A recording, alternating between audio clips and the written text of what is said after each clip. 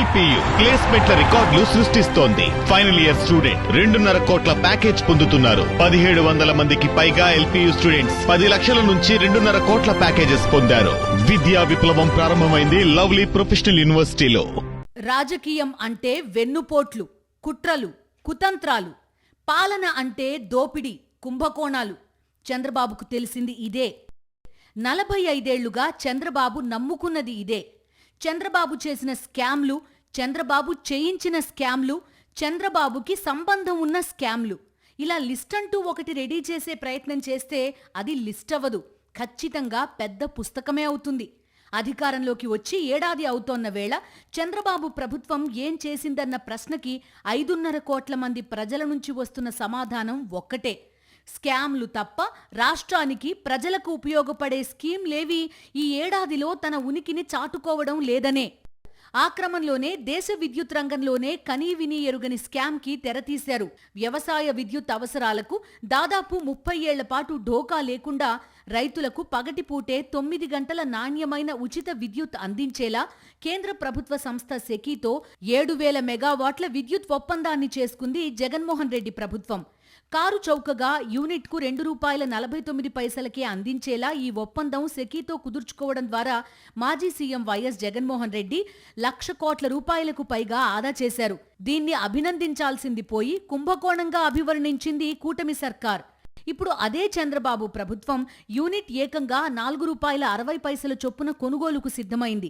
జగన్ ప్రభుత్వం యూనిట్ ₹2.49 ఒప్పందం చేసుకుంటే తెగ గుండెలు బాదేసుకున్న ఈ పెద్ద మనుషులు ఇప్పుడు యూనిట్కి ఏకంగా ₹4.60 చొప్పున కొనుగోలు చేయడానికి రెడీ అయిపోయారు. దేశ విద్యుత్ రంగ చరిత్రలోనే కనీవినీ ఎరుగని స్కామ్కు తెరతీశారు. ఏపీ విద్యుత్ నియంత్రణ మండలిని సెక్షన్ 108 పేరుతో బెదిరించి మరీ ఈ ఒప్పందానికి ఆమోదముద్ర వేయించుకున్నారు. ఇలా బరి తెగించి భారీ ధరకు కొనుగోలు ఒప్పందాలు చేసుకోవడం ఎన్నడూ చూడలేదని విద్యుత్ రంగ నిపుణులు, అధికారులు తీవ్ర విస్మయం వ్యక్తం చేస్తున్నారు. విద్యుత్ ఒప్పందాల్లో దీన్ని అతిపెద్ద స్కామ్గా అభివర్ణిస్తున్నారు. ఇప్పటికే 15,000 కోట్ల రూపాయలకు పైగా బిల్లుల బాదుడుతో ఏపీ ప్రజలకు చుక్కలు చూపిస్తోంది చంద్రబాబు ప్రభుత్వం. ఈసారి అడ్డగోలు విద్యుత్ ఒప్పందాలతో బాధేశారు. 25 ఏళ్ల పాటు ప్రజలను పీల్చి పిప్పి చేసే ఖరీదైన విద్యుత్ ఒప్పందానికి పచ్చజెండా ఊపారు. చరిత్రలో ఎప్పుడూ లేని విధంగా గతంలో ఏపీ ఈఆర్సీ తిరస్కరించిన ఈ అడ్డగోలు ఒప్పందాన్ని మెడపై కత్తిపెట్టి ఆమోదించుకోవడం ద్వారా సర్కార్ లాలూచీ వ్యవహారాలు మరోసారి నిరూపితమయ్యాయి. ఉదయం 6 గంటల నుంచి సాయంత్రం 6 వరకు సోలార్, రాత్రిపూట అంతా పవన విద్యుత్ అందుబాటులో ఉంటుందని, ఎప్పుడో కొద్ది రోజులు డిమాండ్ ఉంటుందంటూ ఆ పేరుతో యూనిట్ ₹4.60 చొప్పున 25 ఏళ్ల పాటు చెల్లించేందుకు సిద్ధం కావడాన్ని పరిశీలకులు తప్పుబడుతున్నారు. పీక్ అవర్స్లో డిమాండ్ 3 లేదా 4 గంటలు మాత్రమే ఉంటుందని, అలాంటప్పుడు అన్ని గంటలకు ఒకే ధర చెల్లించడం ఏమిటని విద్యుత్ రంగ నిపుణులు విస్మయం వ్యక్తం చేస్తున్నారు.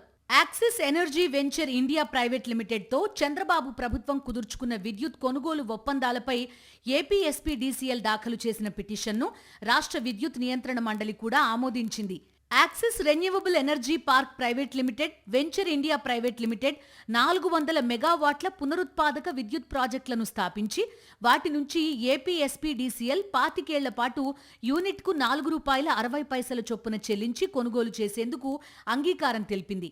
25 ఏళ్ల పాటు ఈ ధర తగ్గించడానికి వీల్లేకుండా ఒప్పందంలో సీలింగ్ షరతు విధించడం గమనార్హం. అంటే భవిష్యత్తులో పవన, సౌర విద్యుత్ రేట్లు తగ్గినా ఒప్పందంలో చెప్పిన ధర తగ్గించకుండా మెలికపెట్టారు.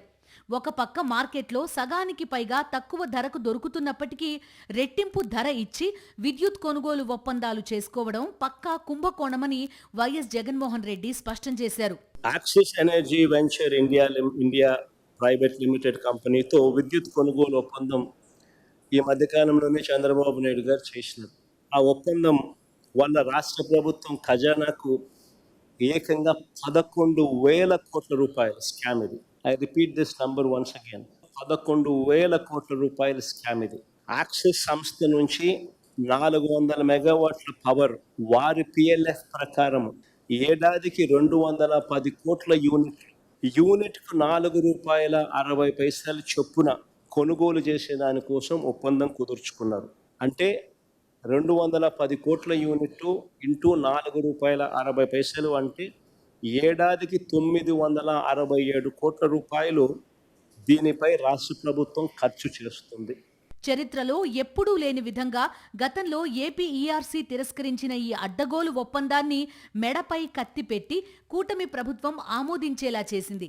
విద్యుత్ చట్టం 2003 సెక్షన్ 108 ప్రకారం యాక్సిస్తో పీపీఏలను అంగీకరించాలంటూ గతేడాది సెప్టెంబర్ 24న ప్రభుత్వం లేఖ రాసిందని ఏపీ ఈఆర్సీ తన ఆదేశాల్లో స్పష్టం చేసింది.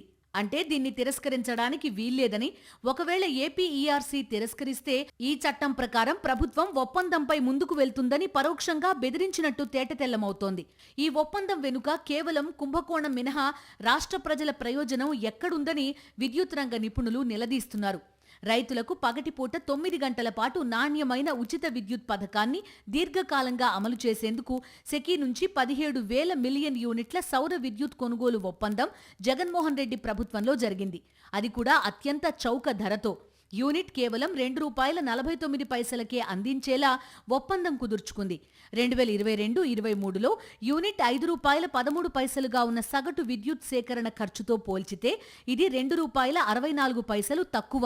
అదీగాక ఏపీకి సౌర విద్యుత్ను అతి తక్కువ ధరకే సరఫరా చేస్తామన్న ప్రతిపాదన స్వయంగా సెకీ నుంచే వచ్చింది. ప్రపంచవ్యాప్తంగా యూనిట్ ₹2.80కి పెరిగినప్పటికీ మనకు మాత్రం ఒప్పందం మేరకు యూనిట్ ₹2.49కే ఇచ్చేందుకు నాడు సెకీ అంగీకరించింది. అంతేకాకుండా ఇంటర్ స్టేట్ ట్రాన్స్మిషన్ సిస్టమ్ ఛార్జీల నుంచి పూర్తి మినహాయింపు కల్పించారు. ఇదే విషయం కేంద్ర విద్యుత్ శాఖ సెకీ లేఖ ఒప్పందంలోనూ స్పష్టంగా ఉంది. ఇంత మంచి ఒప్పందాన్ని చేసుకున్న మాజీ సీఎం వైఎస్ జగన్ను అభినందించాల్సింది పోయి పచ్చమూక, ఎల్లో మీడియా విషం కక్కాయి. టీడీపీ కూటమి ప్రభుత్వం అధికారంలోకి రావడం ఆలస్యం.